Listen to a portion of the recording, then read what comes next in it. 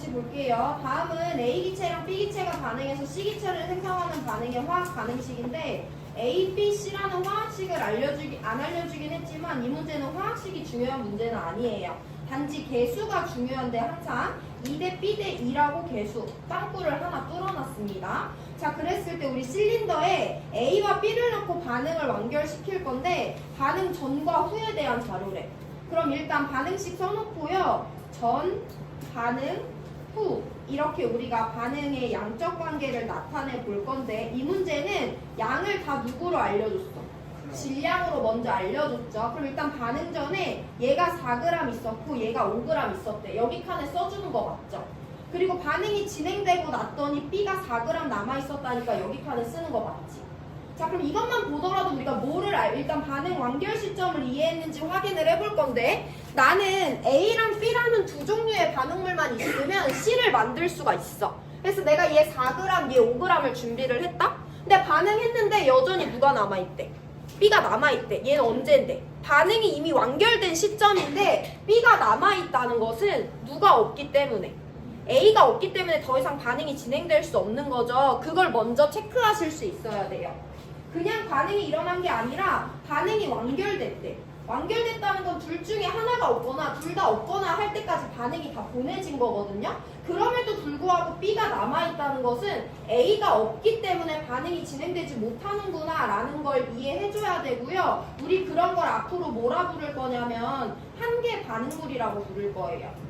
한계 반응물은 어감 그대로 반응의 한계를 가져오는 물질로서 반응물 중에 하나인 B는 여전히 많이 남아있는데 누가 없기 때문에 A가 없기 때문에 반응이 진행되지 못하고 결국엔 C가 더 추가될 수 없는 거죠. 그렇게 반응의 한계를 가져오는 물질을 한계 반응물이라고 하고요. 이걸 잘 찾아야지 여기다 넣은 문제풀이가 쉽습니다. 근데 저거 찾는 게 어려워요. 근데 이 문제는 일단은 전과 후의 질량들을 알려줬고 한계 반응물을 찾기가 쉬운데요. 그 말은 반응이 완결됐다는 거기 때문에 얘가 남아있다는 건 누가 없기 때문에 A가 없기 때문에 반응이 진행될 수 없다는 거니까 A가 빵그람 남아있다는 걸 알려줬구나 라고 캐치를 하셔야 돼요. 그럼 전후 양을 알려줬으니까 우리가 누구를 채울 수 있냐면 A 4g 있었는데 빵그람 됐으니까 A 4g 반응에 참여하네. B 5g 있었는데 4g 남아있으니까 B 1g 반응에 참여하네 라는 걸 찾아줄 수가 있어요. 자, 이렇게 두 단계 들어갔습니다. A랑 B를 반응시킬 건데 반응 완결시켰는데 B가 여전히 남아있네. 그럼 누가 없어서? A가 없어서 반응이 진행될 수 없어서 또 표현을 다르게 하면 A가 한계 반응물이구나 라는 걸 알 수 있고 그게 첫 번째예요. 자, 그럼 두 번째, 얘 빵그람, 얘 4g 남았으니까 얘가 4g, 얘가 1g이 반응에 참여했구나 라는 걸 알아야 되지. 세 번째가 되게 중요하고 우리가 오늘 처음 연습하는 건데 그럼 여기서 우리가 누구를 알 수 있을까? A 얼마 참여하는지 B 얼마 참여하는지 알았어. 그럼 누구를 알아내야 돼? C. C가 몇 g이 생성될 것 같아? 4g. C가 몇 g이 생성되겠어요? 4g. 무슨 법칙을 적용해야 되겠어? 질량 보존 법칙이 여기서 나오는 거지. 반응물의 질량 감소 합과 생성물의 질량 증가 합이 어떻게 돼야지? 똑같아야지 질량이 보존되잖아. 그럼 반응물 토탈 몇 g 감소하고 있어?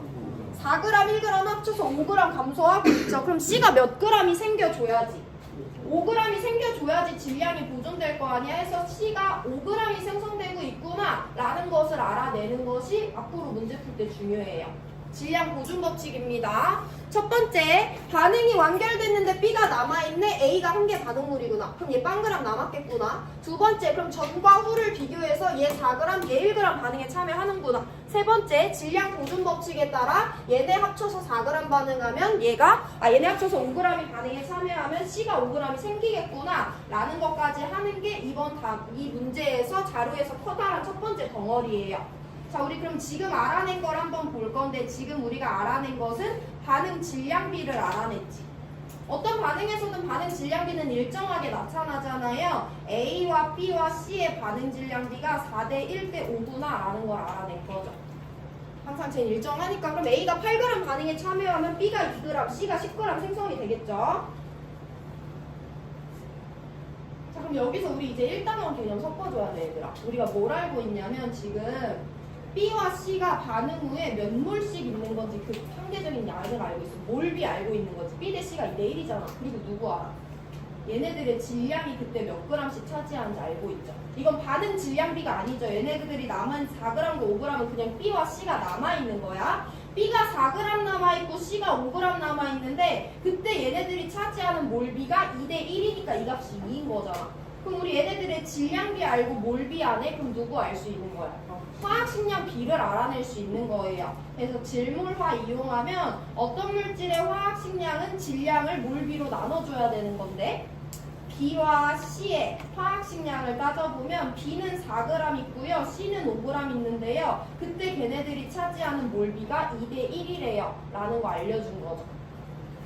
양비가 C의 양분의 B의 양이 2래. 그럼 이건 얘가 2몰, 얘가 1몰 있다는 게 아니라 C보다 B가 2배만큼의 몰수가 있다는 걸 알려준 거잖아. 그럼 몰비가 2대 1이라는 거지. 언제? 얘가 4g 있고 얘가 5g 있을 때.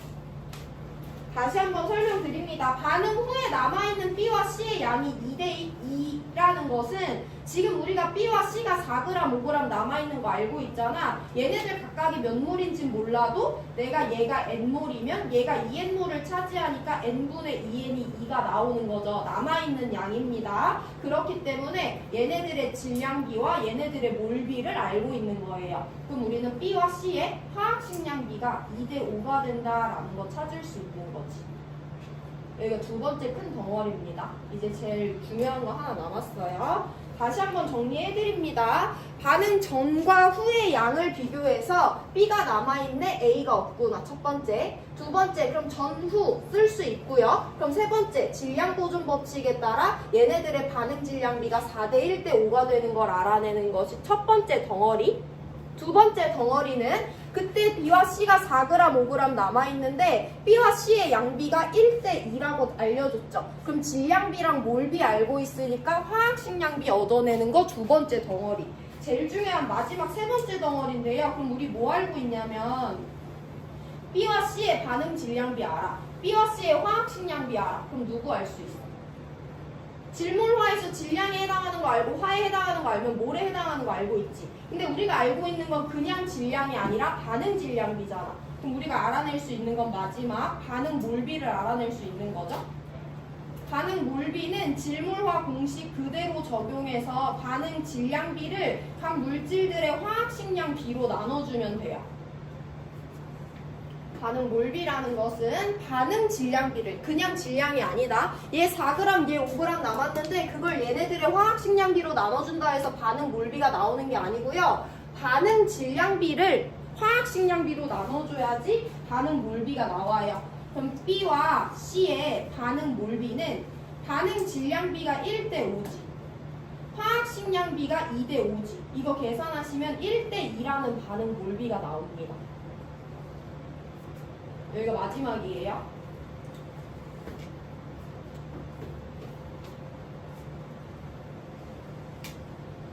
그냥 질량비인지 반응 질량비인지 남아있는 몰비인지 반응 몰비인지 구별하는 것이 중요하고요. 그럼 우리가 지금 B와 C의 반응 몰비가 1대 1에 반응 몰비는 누구랑 같은 거니까? 개수비랑 같은 거니까 B와 C 앞에 붙은 개수비가 몇 대 몇인지 알죠? 얘네들의 개수비는 1대 2여야 되니까 소문자 B가 1이구나 라는 거 알아내 줄 수 있는 거죠. 반응 몰비가 개수비입니다.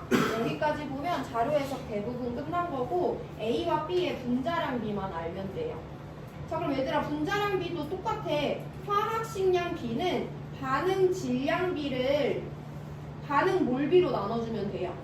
반응 질량비를 그냥 몰비로 나눠주면 안 되고요. 반응 질량비를 반응 몰비로 나눠주면 화학식량 B가 됩니다. 그럼 A와 B의 화학식량 B는요. A와 B의 반응 질량비 4대 1이죠. 분자 자리에 질량비 넣어주면 되죠. A와 B의 반응 몰비 이제 알잖아. 개수비 몇 대 몇이니까. 2대 1이니까 반응 몰비도 2대 1이죠. 이거 나눠주시면 2대 1이라는 화학식량 B가 나옵니다. 그럼 B의 분자량분의 A의 분자량은 2고 거기다 B 1 곱해주면 정답은 3번 2가 나오는 거죠.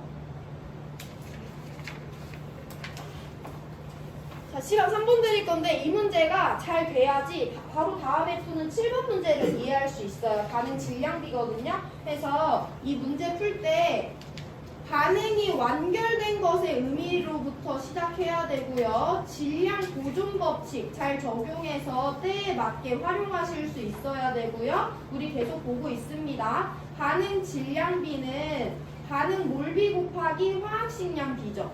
아니면 반응 몰비는 똑같이 반응 질량비를 화학식량비로 나눠주면 돼. 똑같이 화학식량비는 반응 질량비를 반응 몰비로 나눠주면 돼. 여기가 반응 질량비면 얘도 그냥 몰비가 아니라 반응 몰비로 나눠주는 거예요.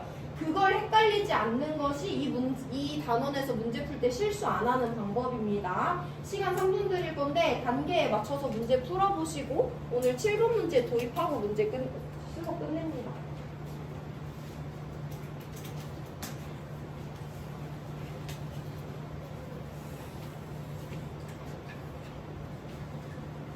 순서대로 잘 보세요. 일단 한계 반응을 찾는 게 첫 번째, 그럼 A가 몇 그램, B가 몇 그램 반응했는지 찾는 게 두 번째, 질량 보존으로 C가 몇 그램 반응에 참여하는지 찾는 게 세 번째. 그 세 번째까지 하면 반응 질량비가 끝나고요. 두 번째, 그럼 우리가 화학식량 B는 반응 질량비를 반응 몰비로 나눠주거나 질량을 몰로 나눠주는 거니까 B와 C의 화학식량비 찾아주는 거 두 번째. 그럼 반응 몰비는 질량비를 화학식량비로 나눠주니까 배수비 B 대 2가 1대 2가 된다라는 거 찾아주는 게 세 번째. 마지막 네 번째는 A와 B의 화학식량비를 반응 질량비를 반응 몰비로 나눠주면서 하는 거예요. 이게 먼저 돼야 되고 되면 7번 넘어가시면 됩니다.